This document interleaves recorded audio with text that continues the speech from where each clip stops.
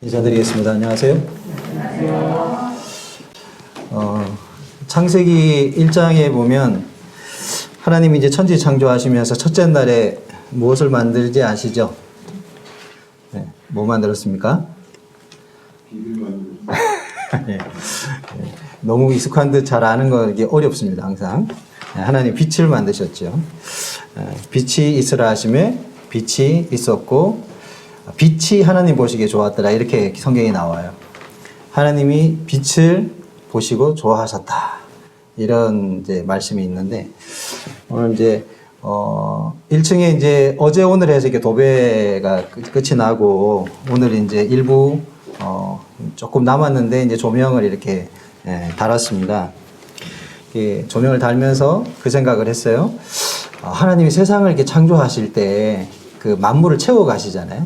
순서대로 이렇게 채워 가시면서 이 빛이 주는 어떤 역할이라는 게 굉장히 중요하다는 생각을 했습니다. 오늘 조명을 달고 나름 이렇게 흡족했습니다. 제 나름대로 흡족했어요. 성도님들도 그러시겠지만 거진 한 3개월 거의 다 돼 가는 것 같은데 이제 끝 무렵에 이렇게 가고 있으니까 이제 빛을 딱 이렇게 켜면 이렇게 선명하게 이렇게 드러나잖아요. 이제 그런 것들이 이제 그런 것들을 보면서 하나님 마음이 비교할 수 없겠지만 그러셨겠구나라는 생각을 짧게 해봤습니다. 자, 계시록을 우리가 이제 1장을 이제 들어갔습니다. 지난주에 앞에 보이시는 삼위일체 하나님에 관한 얘기를 하다가 거의 끝을 맺었죠. 읽어 오셨습니까? 1장? 예. 저도 이렇게 여러 번 이렇게 읽고 있는데 읽을 때마다 또 새로운 것들 또 읽을 때마다 좀 부족한 부분이 있는가 하고 또 수정하고 또 보충하고 이제 계속 그렇게 해가고 있습니다. 사실 지금 하고 있는 그 도안은 이제 처음에 제가 말씀드렸던 것처럼 다른 그 서울 쪽에 계시는 형제님이 강의하신 도안을 기초로 해서 거기에 여러 가지 이제 제 개인적 견해하고 부분들을 이렇게 첨가해가지고 정리하고 있는 중입니다. 그래서 보다가 또 의견이 다른 부분이 있으면 또 그런 부분 찾아서 또 수정해서 이렇게 해보고 이제 그러고 있거든요. 참고하시면 좋을 것 같고요. 자, 우리 삼위일체 하나님에 대해서 지난주에 설명을 했습니다. 성부 하나님, 성령 하나님, 성자 하나님 이렇게 되어 있었죠. 특이점이라고 한다고 하면 성부 하나님의 표현 중에서 어떤 부분이 특이한 부분이라고 그랬죠? 장차 오실 이라고 하는 거죠. 다시 오시는 분은 어떤 분입니까? 성자 하나님이잖아요. 그렇죠? 성자 하나님이 다시 오시는 것인데 성부 하나님을 자신을 표현하시면서 이제도 계시고 전에도 계셨고 장차 오실 이라고 성경에 기록하고 있어요. 그러니까 이 부분이 특이한 부분이죠. 왜냐하면 성자 하나님이 오셔야 하는데 성부 하나님이 자신을 표현할 때 다시 오시는 성자 하나님의 어떠한 부분을 여기에 표현하고 있다고 하는 것은 이 속에서 우리가 삼위일체 되시는 하나님의 개념을 엿볼 수 있다고 하는 것을 볼 수 있습니다. 그래서 우리가 예수 그리스도가 창조자입니까? 라고 물으면 어떻게 대답을 해야 될까요? 예수님이 창조자이십니까? 네, 맞습니다. 너무나도 명확하게 요한복음 1장에서도 그걸 설명하고 있고 히브리서에서도 설명하고 있습니다. 하나님의 창조 사역에서 성부 하나님이 세상을 만드셨다고 이렇게 표현하면 부족한 대답이 되는 거예요. 그 창조의 사역에는 성부 하나님이 뜻을 정하시고 성자 하나님, 성령 하나님이 함께 이 창조 사역에 참여했다는 것은 성경이 너무나 명확하게 드러나고 있는 부분이라는 것이죠. 그래서 장차 오실 이가 성부 하나님도 아들 예수 그리스도의 어떠한 부분을 같이 가지고 계시다는 거예요. 그래서 이런 개념을 가지고 우리가 성경을 볼 필요성이 있다는 것이고요. 그리고 성령 하나님을 완전한 성령 사역, 여기 말씀을 한번 보시겠습니다. 우리 5절이었죠. 요한계시록 1장 5절 맞나요? 4절이네. 4절 끝부분에 보시게 되면 처음에 성부 하나님을 설명하고 마지막 부분에 그의 보좌 앞에 있는 뭐라고요? 일곱 영이라고 설명하고 있죠. 성령님을 설명할 때 일곱 영이다 이렇게 소개하고 있습니다. 이게 무슨 표현이겠습니까? 뒤에 적어놨습니다. 뭐 우리가 이제 숫자 성경에 보면 이제 뭐 숫자 영예라고 하는데 뭐 1이 갖는 의미, 2가 갖는 의미 뭐 이렇게 해가지고 예전에 그런 거 했었잖아요. 근데 여기 너무 숫자에다가 의미를 많이 부여하면 이 산으로 갈 수 있습니다. 근데 성경에는 명확하게 드러나는 숫자는 있어요. 그 중에 한 가지가 바로 7이라는 숫자입니다. 7이라는 숫자는 완전수이고 하나님의 수로 표현합니다. 그래서 이 일곱 영이라고 표현하는 것은 영이 7개다 이런 뜻이 아니고 성령님의 완전하신 사역을 표현하는 표현력이라는 것입니다. 이게 잘못 읽으면 영이 7개라는 뜻이야? 이런 뜻이 아닙니다. 그러니까 일곱 영으로서 이 원문에 보게 되면 7가지의 완전한 사역을 행하시는 영이라는 그런 뜻인 거예요. 그러니까 성령님의 사역은 완전하시다는 것입니다. 그런 뜻으로 이해하시면 되고요. 마지막 이제 성자 하나님이 핵심입니다. 성자 하나님에 대한 소개는 길게 하고 있는데 충성된 증인으로 죽은 자들 가운데서 어떻게 됐다고요? 먼저 나시고라고 되어 있죠. 보고 계십니까? 본문 보십시오. 1장 5절. 자, 1장 5절 보시게 되면 아들 성자 하나님을 소개하면서 충성된 증인으로 죽은 자들 가운데서 어떻게 하셨다고요? 먼저 나섰다. 그 다음에 두 번째, 땅의 임금들의 뭐가 됐다고요? 머리가 되신 예수 그리스도. 예수 그리스도를 설명하면서 세 가지를 설명하고 있습니다. 첫째가 뭐냐 하면, 첫째가 뭡니까? 충성된 증인. 두 번째가 죽은 자들 가운데서 먼저 나신 분. 세 번째, 땅의 임금들의 머리가 되신 분. 그래서 예수 그리스도에 대한 소개가 세 가지로 설명하고 있죠. 자, 여기에서 우리가 메시아에 대한 개념을 짚고 넘어갈 필요성이 있습니다. 자, 메시아가 전에 뭐라고 말씀드렸습니까? 메시아의 원뜻. 메시아는 히브리어입니다. 그리스도는 헬라어고요. 그래서 메시아하고 그리스도는 같은 말입니다.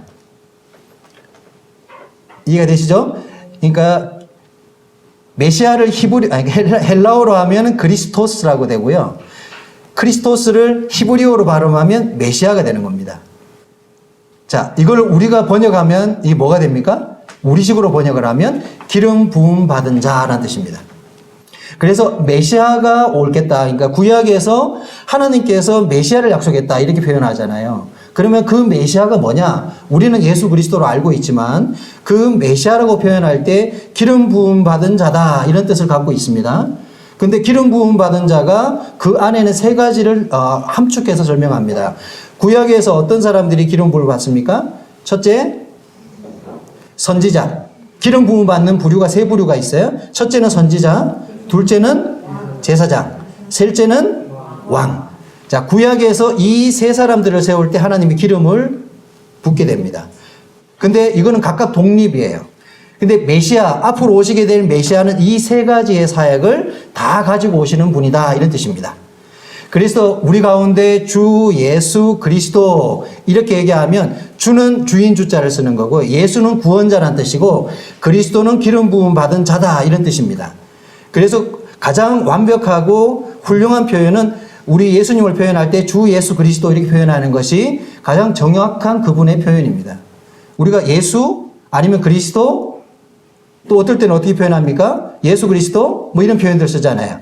근데 가장 정확한 주님을 표현할 때는 주 예수 그리스도라고 표현해 주는 것이 주님의 이름에 가장 합당한 표현이라고 그렇게 분별이 되어집니다. 보통 이제 이 부분에 대한 견해를 갖고 있는 분들도 다 그렇게들 분별을 하세요. 예수 그리스도를 우리가 표현할 때 그분이 어떤 이름을 가장 듣고 싶어 하실까? 라고 한다면 주 예수 그리스도라고 그분을 칭해 드리는 것이 가장 흡족해 하실 것이다. 라고들 이렇게 분별합니다.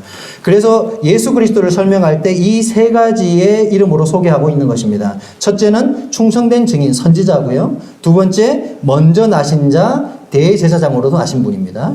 그리고 임금들의 머리, 왕 중의 왕이신 예수 그리스도. 그래서 메시아로서의 기름 부음 받는 삼중적인 역할을 여기서 설명하고 있는 것이죠.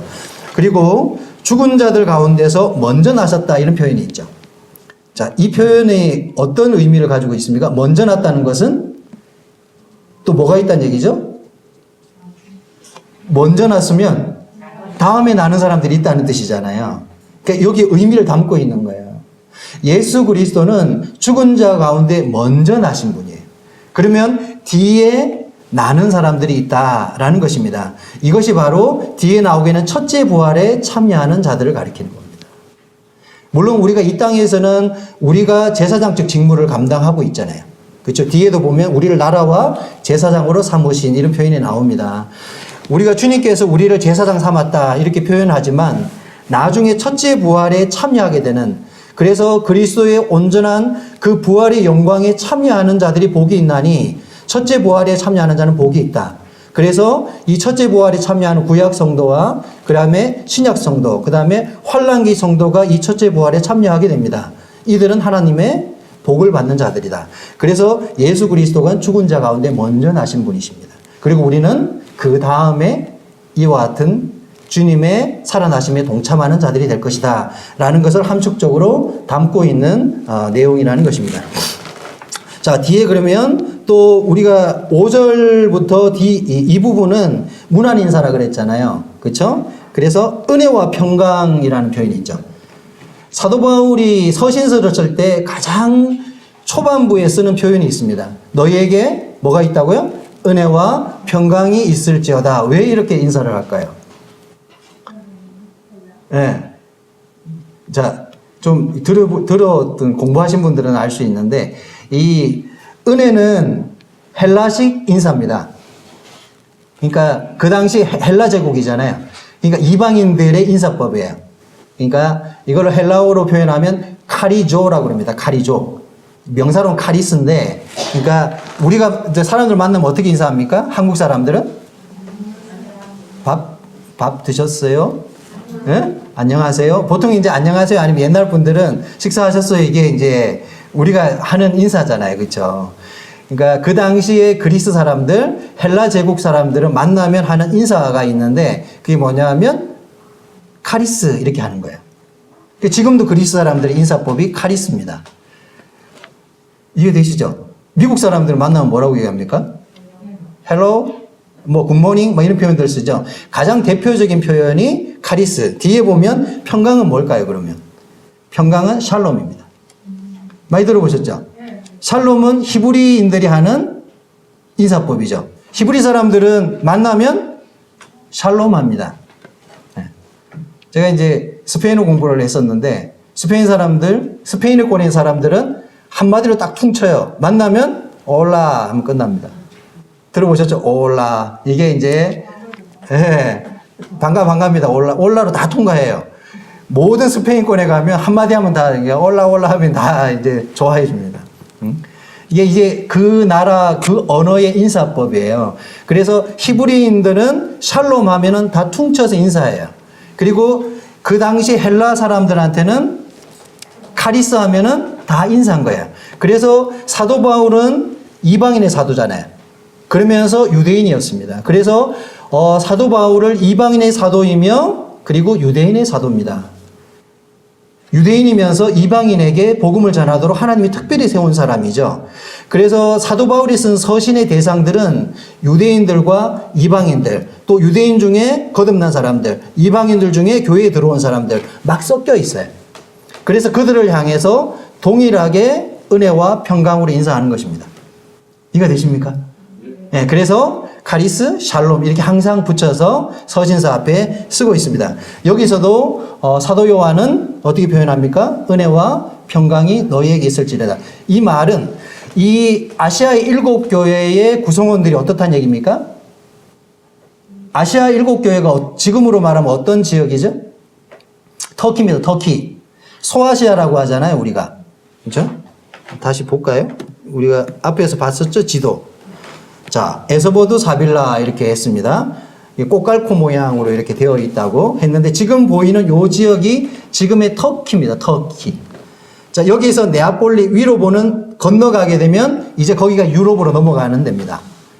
그래서 터키는 아시아와 유럽의 경계선상에 있는 나라예요. 그래서 예전에는 터키가 유럽연합에 들어가려고 굉장히 애를 많이 썼습니다. 근데 지금은 좀 내려놓고 이 사람들이 회교의 중심 국가로서의 역할을 하려고 합니다. 지금 터키 대통령이 그런 역할을 해요. 그래서 여기 나오는 아시아 7교회는 지금의 터키 지역을 말하고 있습니다.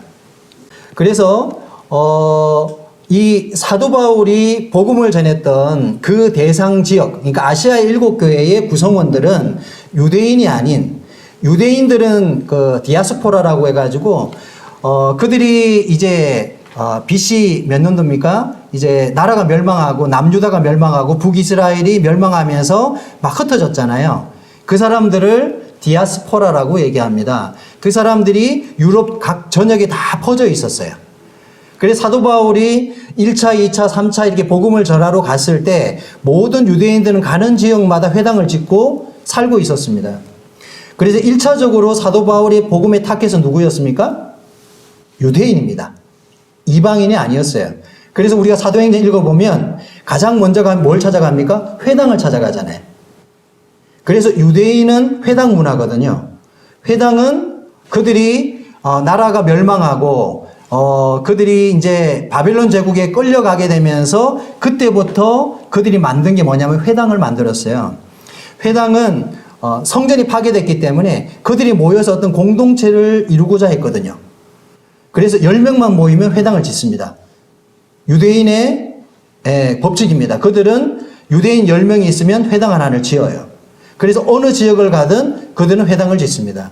회당에서 뭐 하느냐? 회당에서 법도 집행하고 교육도 하고 결혼식도 하고 때로는 거기서 숙소도 제공하고 그 다음에 거기에서 강론도 하고 그래서 사도 바울이 회당을 찾아가서 거기에서 모든 유대인들은 발언권이 주어지거든요. 그 회당에 서가지고 복음 전하는 거예요. 그래서 유대인의 1차, 그러니까 사도 바울의 1차 복음 전도의 타겟은 유대인이었지만 거기에는 개종한 유대인들, 개종한 이방인들도 있었고 그리고 그 중에는 이방인들 중에 거듭난 사람들이 섞여가지고 교회를 이루게 된 거예요. 그래서 교회의 공동체는 이방인과 유대인이 혼재되어 있었다는 것입니다. 이해가 되시죠? 그래서 우리가 서신서를 읽을 때 이와 같은 배경을 알고 읽으면 굉장히 도움이 많이 됩니다. 그래서 처음에 서신을 쓸 때 어떤 대상을 향해 쓰고 있는지를 알면 그 배경을 이해하는 데 굉장히 도움이 많이 된다라는 것입니다. 그래서 우리가 지금 읽고 있는 아시아 일곱 교회에 대해서 편지를 쓰고 있잖아요. 그래서 이 아시아 일곱 교회는 은혜와 평강, 다시 말해서 이방인과 유대인이 혼재되어 있는 그런 형태의 교회의 모습이다라고 이해하시면 도움이 될 것입니다. 자, 이제 넘어가겠습니다. 한 가지 얘기하는데 되게 길어졌네. 자, 재미없습니까? 네. 이게 사실, 이 교육이라는 게 어찌 생각하면 참 재밌는 건데 또 어찌 생각하면 굉장히 지루한 일이에요. 그렇죠? 그래서 내가 관심을 가져야 됩니다. 관심을 가지면 굉장히 재밌는데 관심을 안 가지면 이 시간이 굉장히 지루합니다. 그래서 성도님들이 좀 적극적으로 함께 참여하시면 좋겠습니다. 자, 앞에서 말씀드렸습니다. 은혜는 카리스라고 하고 그 다음에 평강은 샬롬이라고. 카리스는 헬라어입니다. 그리고 평강 샬롬은 히브리어입니다. 자, 그리고 여기 보시게 되면 이제 사랑, 우리를 사랑하사라고 할 때 여기에서 주님이 우리를 사랑했다라고 표현하는데 사랑에는 지난번에 제가 그 헬라어 강의를 했는데 혹시 지금 하다가 반응이 없어가지고 이렇게 제가 중단했는데 열공하시는 분들이 없으신 것 같아가지고 근데 참 배워보면 굉장히 도움이 많이 되거든요. 자, 헬라어로 이 사랑이라는 단어는 네 가지가 있습니다. 우리가 가장 잘 아는 게 뭐죠? 아가페. 하나님이 하는 사랑을 아가페 사랑이라고 하고 에로스 사랑이 있습니다. 에로스는 누가 하는 사랑입니까? 연인의 사랑을 에로스라고 합니다. 그 다음에 스토로게라고 돼 있죠. 이건 뭘까요? 익숙하지 않은 단어죠. 이거는 부자 간의 사랑을 말합니다. 그러니까 부모가 자식을 사랑할 때 스토로게, 그 다음에 자식이 아버지를 사랑할 때 혈연 간의 사랑을 스토로게라고 합니다. 이것도 사랑으로 번역을 합니다. 그 다음에 필리아는 우정을 나누는 사랑. 우리가 어떤 우정을 나눠서 사랑한다 이렇게 표현하잖아요. 그래서 사랑합니다. 우리 잘 아는 그 요한복음 마지막 장에 보면 베드로가 하는 말이 있잖아요. 네가 나를 사랑하느냐?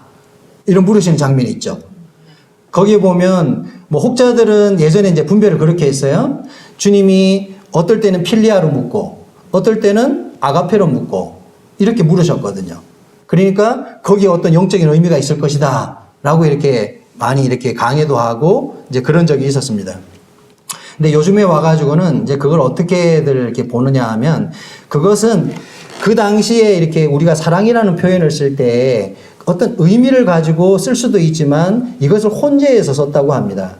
그러니까 필리아라는 단어나 아가페라는 단어가 특별히 어떤 이것은 하나님의 사랑이고 이거는 우정의 사랑이고 이렇게 구분이 될 때도 있지만 어떤 경우에는 이것을 구분 없이 사용한다는 거예요. 그래서 너무 의미 비유를 깊이 하게 되면 좀 이렇게 산으로 갈 수 있으니까 이제 알고 계시면 도움이 될 것 같습니다. 그리고 어떤 부분에서는 그 문맥을 보고 파악하는 겁니다.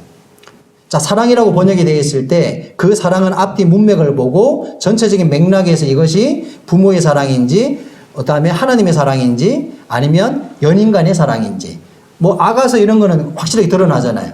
뭐겠어요? 에로스. 그죠? 물론 거기 담긴 의미는 아가페입니다. 근데 표면적으로는 에로스가 될 수 있는 거예요. 왜냐하면 솔로몬과 술람의 여인 간의 사랑을 나누고 있기 때문에 그렇습니다. 그러면 우리가 다윗과 요나단을 얘기할 때 거기서 사랑이라는 단어가 나오죠. 네, 필리아가 되겠죠. 그래서 동성연애를 요즘에 주장하는 사람들이 가장 근거로 삼는 내용이 뭐냐 하면 다윗과 요나단이 서로 사랑했다라는 것이 동성애의 근거가 되는 말씀으로 봅니다. 웃으시지만 실제 벌어지고 있는 일이에요. 기독교 내에서 동성애를 찬성하는 사람들이 근거가 있어야 되잖아요. 성경에 어디에 그게 있을까요? 성경에 보면 종을 사랑했다 이런 표현도 있어요. 그러니까 백부장이 내가 종을 사랑했다. 백부장이 내 종이 지금 병들어 죽게 되었는데 주님 오셔서 고쳐주십시오. 내 사랑하는 종입니다. 이렇게 표현했을 때 그래서 이것을 어떻게 해석하냐면 이거는 에로스.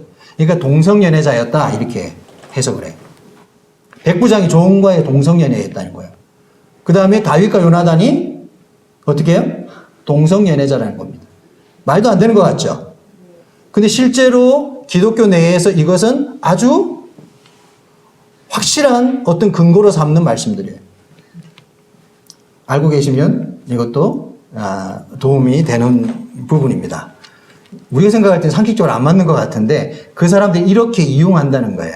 그래서 이런 부분도 우리가 잘 알고 있어야만 이거를 우리가 반박할 수 있습니다.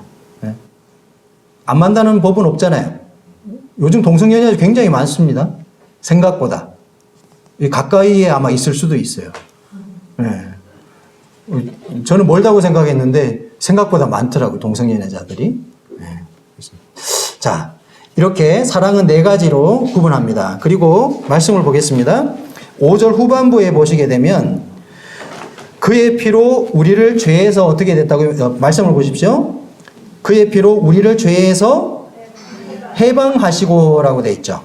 여기서 이제 해방이라는 단어가 있는데 이 해방이라는 것은 리오라고 합니다. 리오. 그러니까 풀어 헤친다 이런 뜻을 갖고 있어요. 그래서 우리가 헬라어를 배우면 좋은데 이 문법상 어떤 거냐 하면 부정가급 분사 형태를 띠거든요. 모르셔도 그냥 아는 척 이렇게 들어두십시오. 우리가 좀 굉장히 좀 유식한 얘기 듣고 있다 이렇게 생각하시면 돼요. 부정가급 분사 형태를 띠고 있어요. 이게 녹화가 되는 거니까 지금 남겨놓는 겁니다. 그래서 이게 무슨 뜻이냐 하면 주님께서 우리의 죄를 해방한 후에 이런 뜻이에요. 이제 부정각어라는 것은 어떤 일을 단회적으로 완전히 끝냈는데 분사 형태로 사용이 되면은 그 이후에 어떻게 했느냐 말씀 한번 보십시오. 이게 원문 그대로 해석을 하면 우리 죄에서 우리를 해방한 후에 정확하게 번역하면 이런 겁니다. 해방한 후에 그의 아버지 하나님을 위하여 우리를 나라와 제사장으로 삼으신 그에게 이렇게 되는 거예요. 순서가. 자, 문맥을 보시면 우리를 해방하시고 그 다음에 그의 아버지 하나님을 위하여 and처럼 이렇게 해석이 된단 말이에요. 그리고처럼 해석이 되는데 원래의 뜻이라는 것은 뭐냐면 주님이 그의 피로 우리를 해방한 후에 어떻게 했다고요? 아버지 하나님을 위하여 우리를 나라와 제사장으로 삼았다는 것입니다. 순서를 말하는 겁니다. 그래서 우리가 기독교 안에서 행위로 구원받는 것을 우리는 가르치지 않잖아요. 그렇죠? 어떤 사람들은 행위로 하나님 앞에 갈 수 있다고 믿고 있는 사람이 의외로 많습니다. 기독교 안에서도 그렇고 천주교는 거의 100% 뭡니까? 행위 구원을 가르치거든요. 우리의 행위를 가지고 하나님 앞에 나아가는 것입니다. 근데 하나님께서 어떤 사람들의 제사를 받습니까? 어떤 사람이 제사를 받죠? 어떤 사람이 예배를 받습니까? 구원받은 하나님의 자녀가 된 하나님의 생명을 소유한 자들의 무엇을 받는다고요? 예배를 받습니다. 이게 그런 근거가 될 수 있는 말씀이죠. 어떻게 해요? 우리를 그의 피로 해방한 후에. 목적이 뭐라고요? 아버지 하나님을 위하여 우리를 나라와 제사장으로 삼으신 것입니다. 자, 여기에서도 우리가 이제 구분해서 볼 필요가 있습니다. 나라와 제사장으로 삼았다.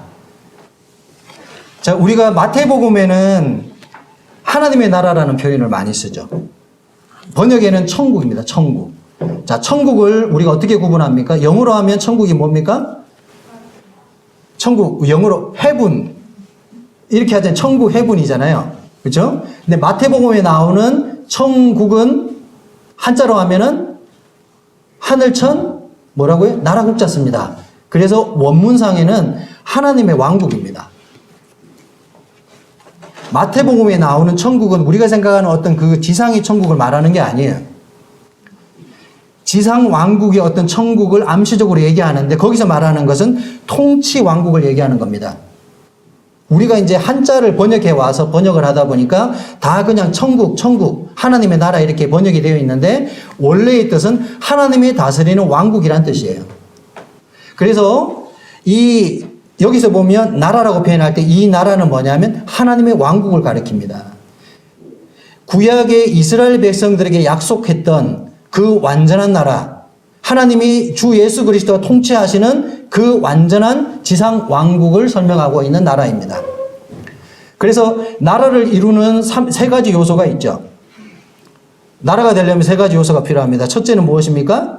나라에는 땅이 있어야 되고, 그 다음에 국민이 있어야 되고, 가장 중요한 거 주권이 있어야지. 주권. 지금은 주권이, 옛날에는 왕정국가일 때는 왕이 주권을 대신했습니다. 근데 지금은 어떤 시대입니까? 왕정국가가 아니기 때문에 국민들의 주권이 그것을 대신하는 것입니다. 원래의 이 나라를 이루는 세 가지 요소를 얘기할 때 왕과 영토와 백성을 말하는 것입니다.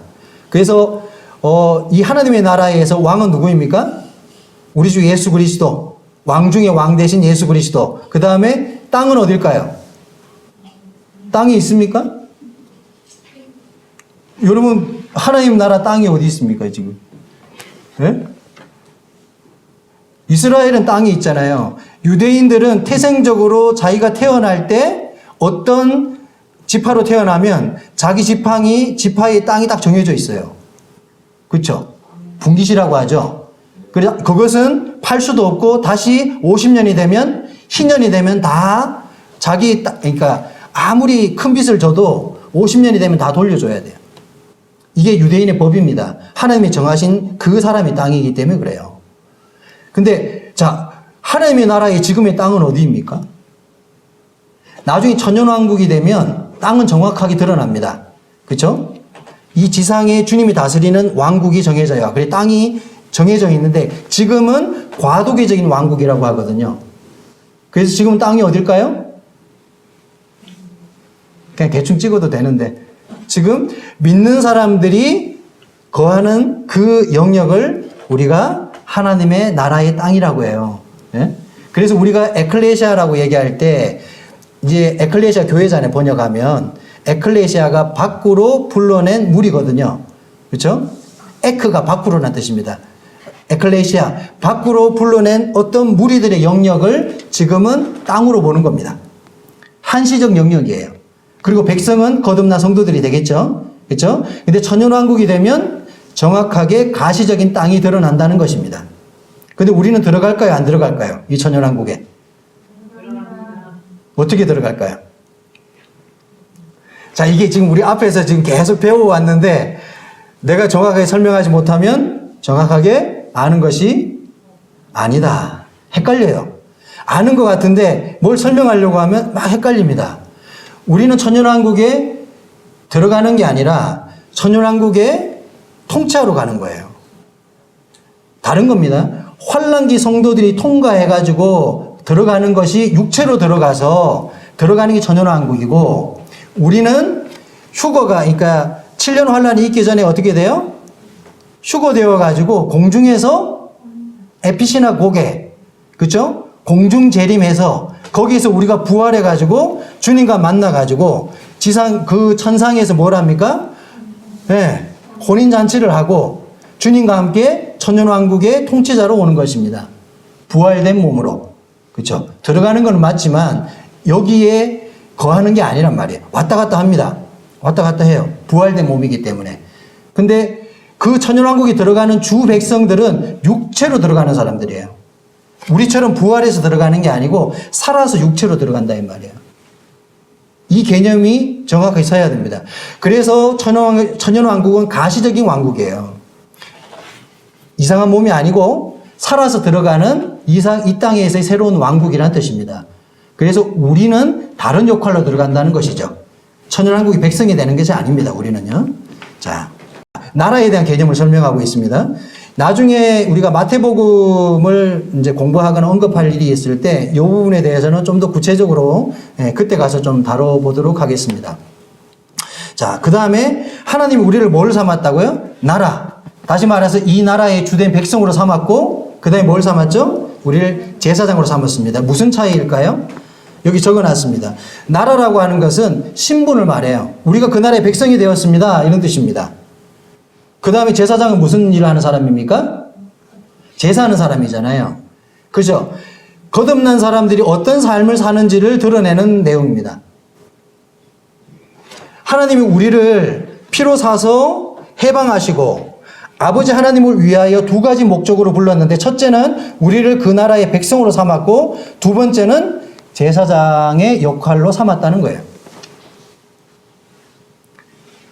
제사장 뭐 해야 됩니까? 제사해야 되잖아요. 그렇죠? 근데 제사장도 제사를 못 드리는 제사장들이 있어. 레위기에 보면 어떤 사람들이 제사를 못 드릴까요? 네, 두 가지 있습니다. 두 가지.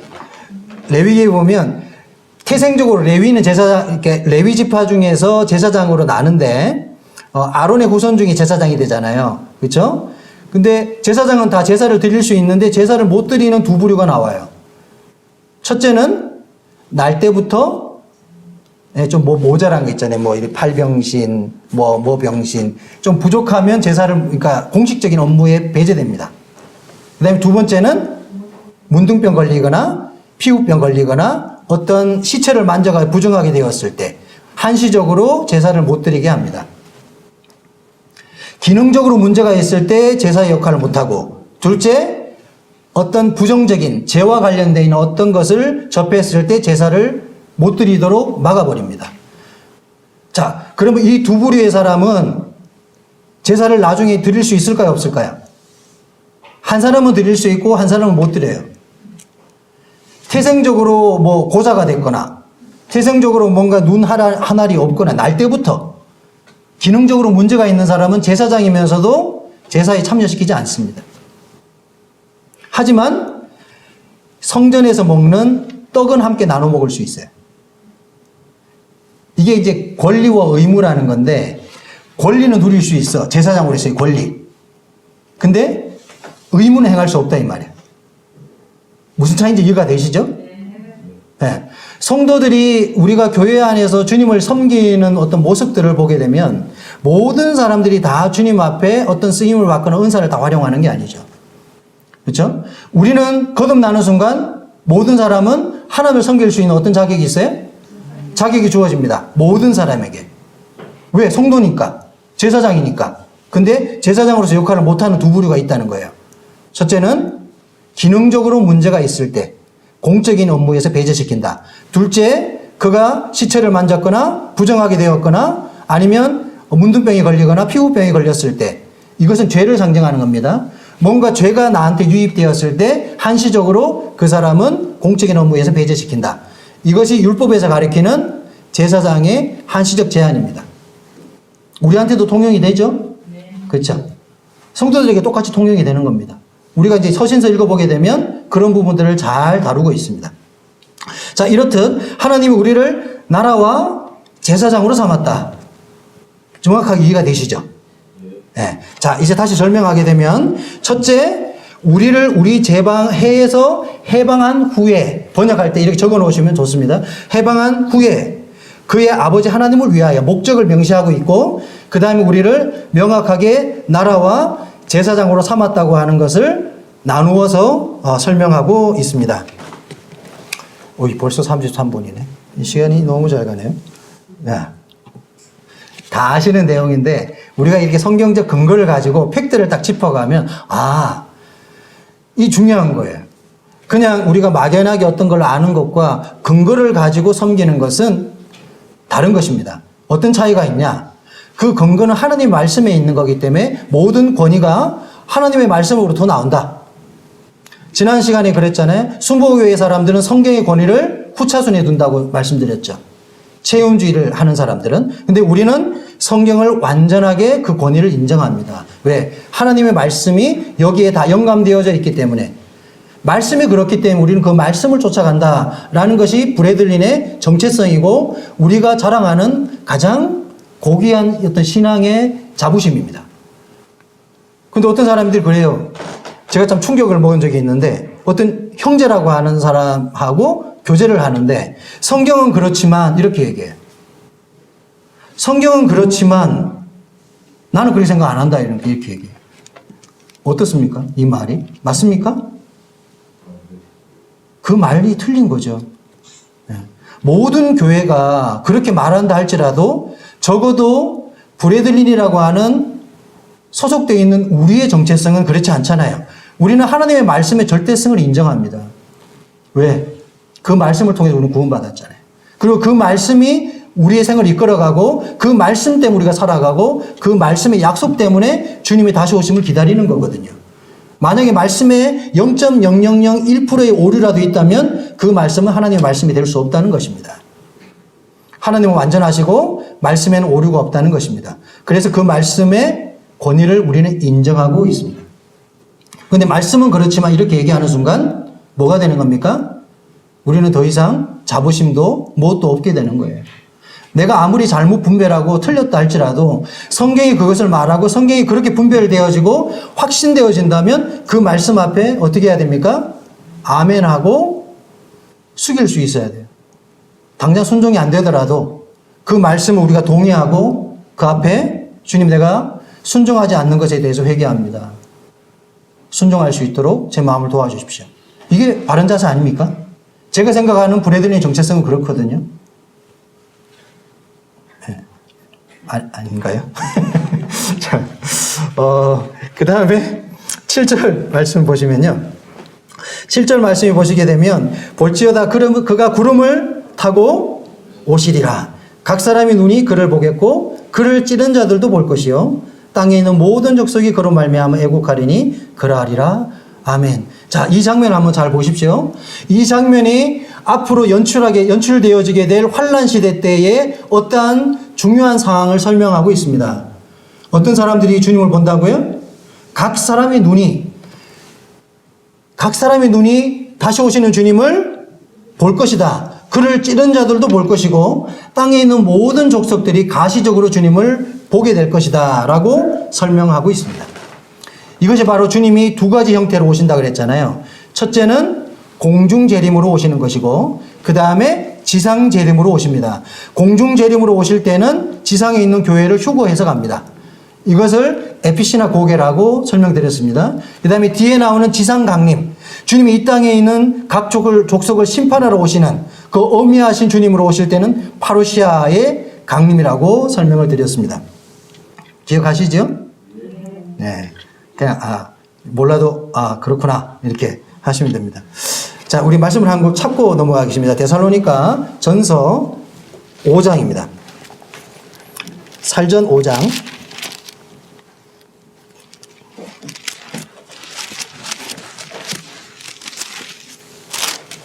살전 데살로니가 전서 5장 신약 332페이지입니다. 찾으셨나요? 네.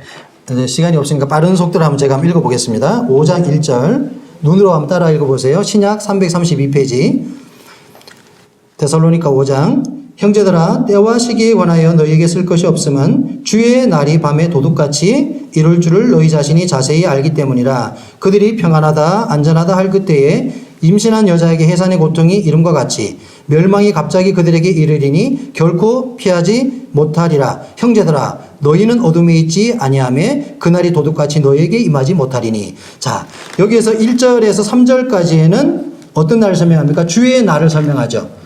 이 날은 심판의 날을 설명하는 겁니다.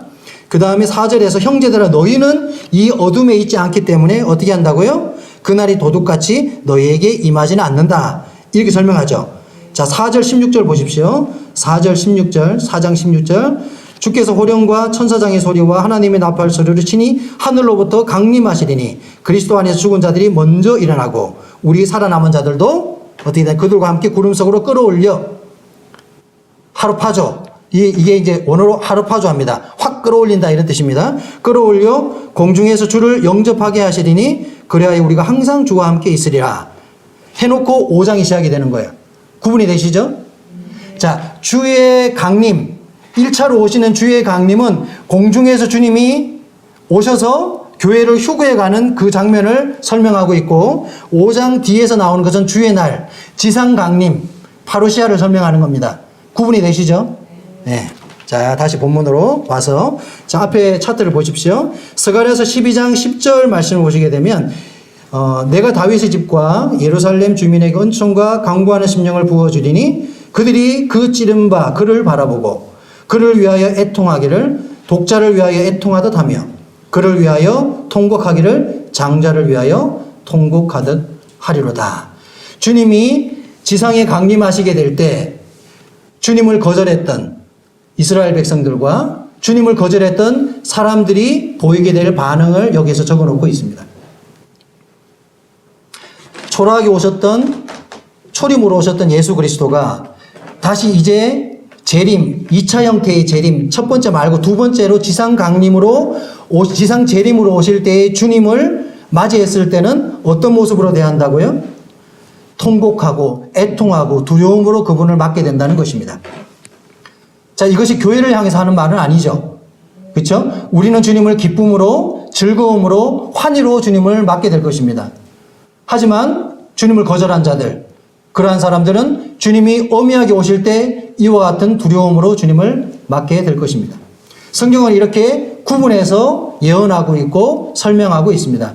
이스라엘 사람들은 예수 그리스도의 초림과 예수 그리스도의 재림을 구분하지 못했고, 그리고 예수 그리스도의 재림도 그때는 교회가 비밀로 되어 있었기 때문에 휴거에 대한 개념이나 어떤 이런 개념이 없었어요. 구약시대에는.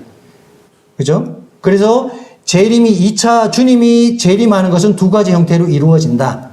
첫 번째는 비밀된 교회에게 해당되는 것이었고, 두 번째는 주님을 배반했던, 주님을 거절했던 모든 족속과 모든 민족, 특히 유대인들을 향해서 주님께서 말씀하고 계시는 겁니다.